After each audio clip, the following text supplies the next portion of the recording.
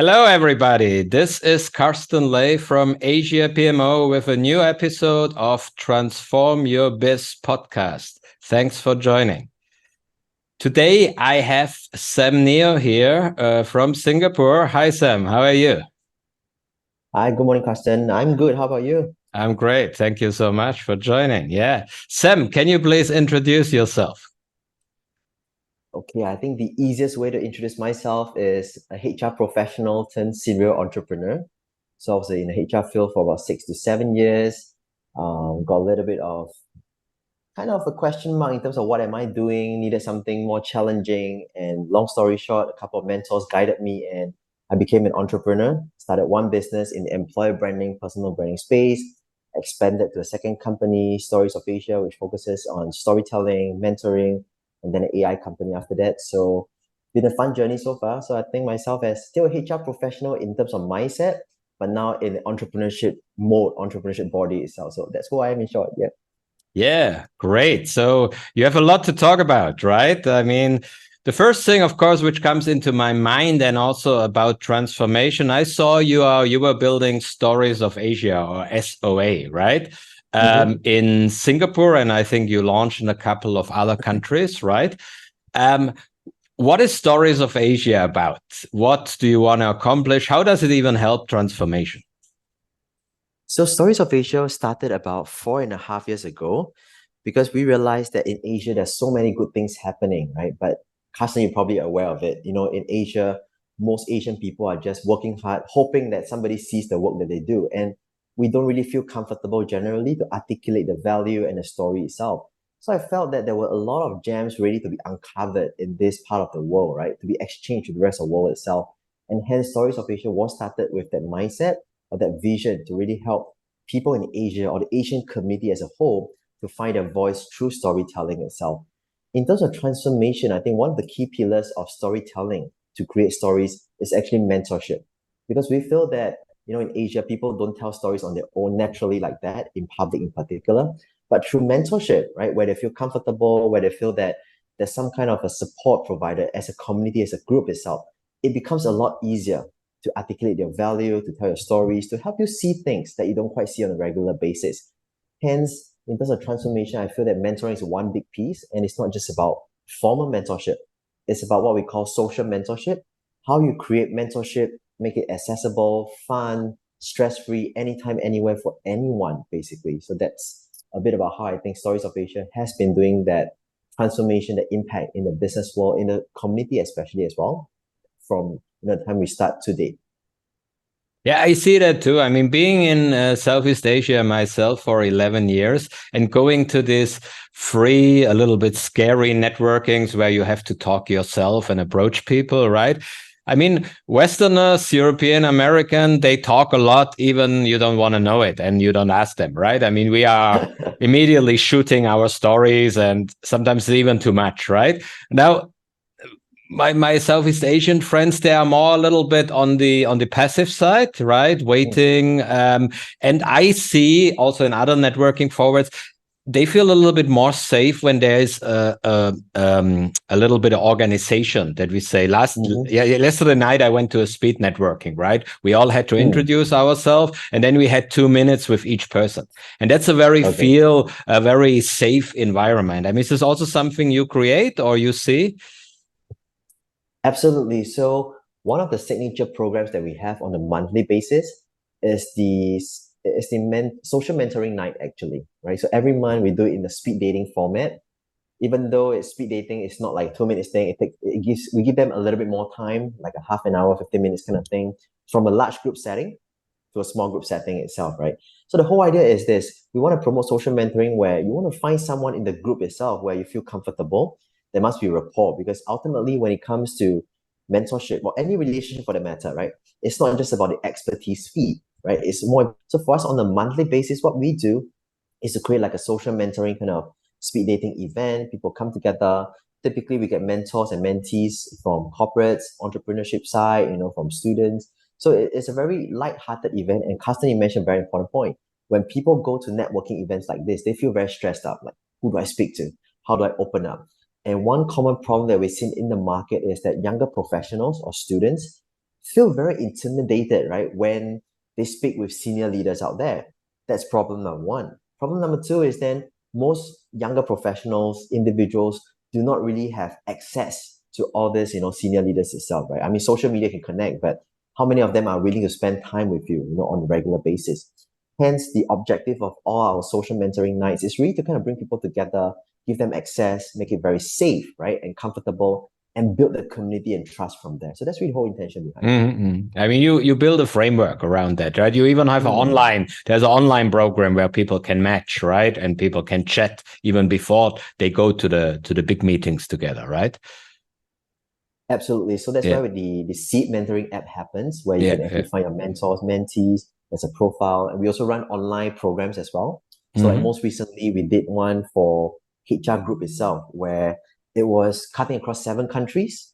About 100 people sign up, where we graduated about 70 over people. So we try to do like a hybrid model, right? Physical, offline. That's why we're trying to launch it in different countries, what we call different chapters, so that we can start spreading our wings and impacting more communities. Because ultimately, I feel that face-to-face interaction has the most impact. I mean, online is like a make-do, a makeshift kind of thing, but nothing beats face-to-face, man. The experience is so different.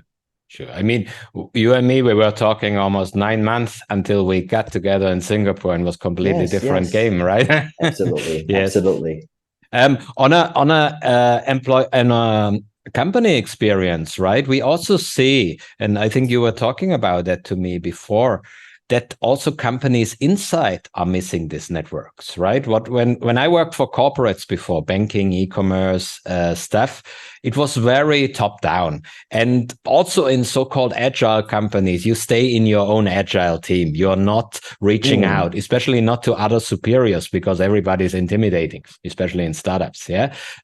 So do you see that also, that this platform goes internal, or that some companies want it for themselves?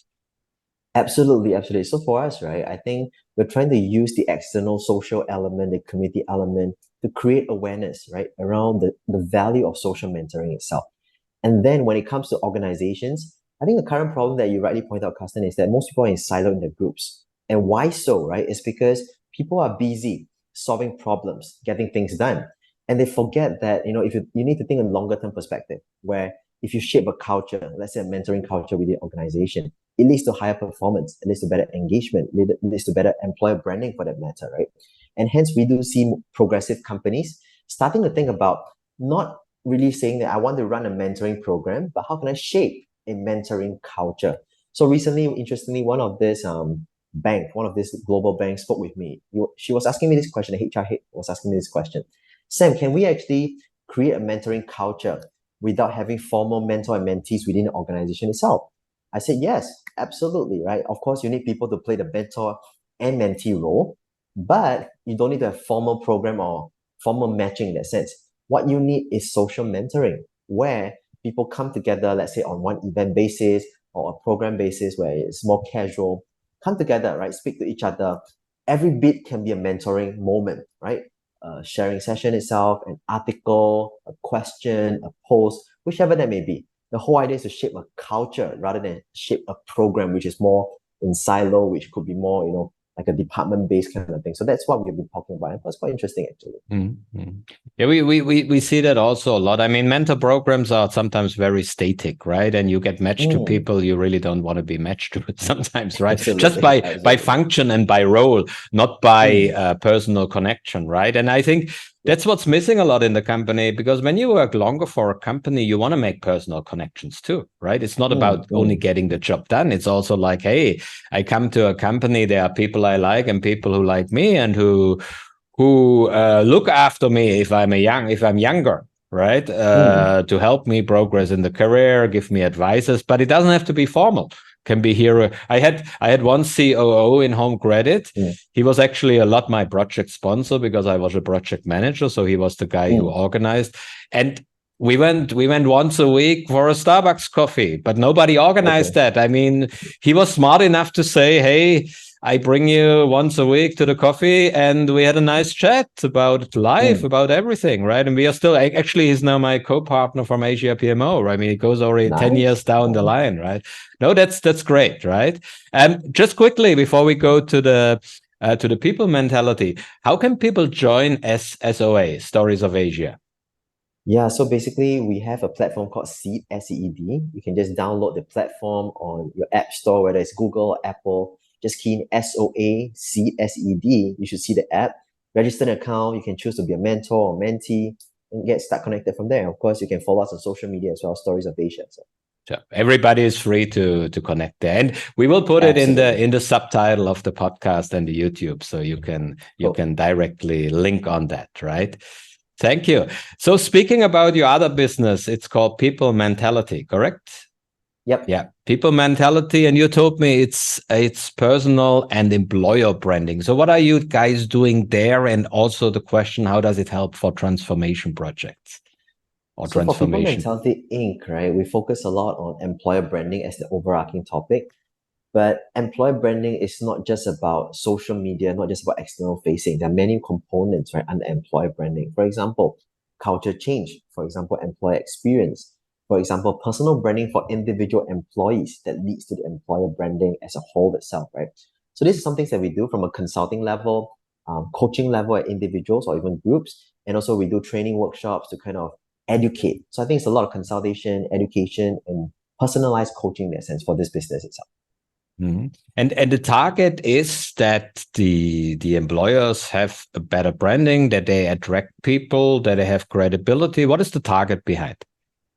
I think the main objective at the highest level is to position them as an employer of choice within the organization, within the industry itself, right? And what does that mean is, of course, you find it a lot easier to attract talent because people know who you are. People feel connected to the brand, right? Internally, people feel proud to be part of this organization. They feel like whatever you say externally or internally, it's basically you're walking the talk, and there's a high level of trust. Because you see, when it comes to branding, right, it's about the emotional connection. So how do we help organizations tell their stories, articulate their value to the most optimized level to connect with people both at the rational and emotional level? So that's what we're trying to do for organizations, basically. So you are not, just to be very clear, you're not coaching them only to get trophies, right? Because I'm a little bit tired of Nope. that everybody tells me, because there are so many trophies out there, you can win one. I think I mean, sorry to say that to all trophy companies out there, but I also get offers to pay money to win a trophy. That's a little bit, yeah. So Plenty of it's that. not about always this, hey, we are number one in the ranking, we are number 5. It's really about real credibility inside. Absolutely. So for us, right, I think only a small portion of companies actually come to us to work on awards and stuff, but that's not the main focus. I Okay. think primarily people that come to us, they really focus a lot on reshaping, I think shaping the culture for a start, right? So that it's a very robust thing when you go out. It's not like a fly by night, it's not like a fireworks, but it's a very solid proposition you're putting out that, when people look at it from left, right, center, anywhere you look at it, it carries weight, right? And it truly is authentic in that sense. So that's what we do. Okay, that's great. Amazing people mentality. Thank you. Thank you. Personal questions at the end. I mean, HR Yes. professional to entrepreneur, that's a Hmm. transformation itself, right? I mean, wow. Absolutely. How did you do that? And who or what did help you to go from HR professional to serial entrepreneur? I think I've always said this. I'm a very ordinary guy. I don't think I'm exceptionally intelligent and charismatic or anything, but I'm really blessed. I'm really blessed. I think what really helped transform me from a HR professional, which I still see myself to some extent, at least from mindset perspective, to an entrepreneur itself. First and foremost, I think mentorship. Mentorship helped me so much. I think having a support network, having people who believed in me, having people who guide me through the toughest times in my life, in my career, really helped me step out of my comfort zone to become an entrepreneur. So that's probably number one. Number two was then really personal branding. I think this was something that a mentor taught me about that I have to step up. I'm just a typical Asian, previously where I don't feel comfortable talking about myself, just doing the hard work. Hopefully somebody sees it. But this mentor of mine taught me that you really have to shout out what you want to do. And it's not about showcasing yourself. It's more about creating value. It's about creating influence to drive impact, essentially, right? And that gave me a lot of comfort to say, I really have to build my personal brand. And the last thing is community building, right? How do you build your fan base, your support network? How do you give them value and care about them so that they care about you, right? So with that, I think these three elements of mentorship, personal branding, community building really helped me a lot to transform my career, my life. And from there, I was also able to, very blessed, transform the life of many others as well. So these are three things I think it's very No, important. and that's what we love from consulting, that you give us 3 clear steps here, right? And that makes it very clear. And I mean, for everybody out there, if you ever see Sam on stage, you don't believe that he was shy before, but let's keep it like that. But it's a transformation, yeah? Okay. Yes, indeed. Thank you so much, Sam, for talking about stories of Asia and your personal journey and your company, and giving us advices how to develop from more the professional side in entrepreneurship, also how to connect with your network, which I think is a very good idea. And I'm blessed that I'm also part of the network. Now, for people listening from Vietnam, I think you are also launching in Vietnam, or you have a plan about that. What's the plan? Yeah, so for us, I think we have some presence in Vietnam already. In fact, Vietnamese is one of our biggest users on our platform itself, but we haven't had the opportunity to launch a physical chapter over there.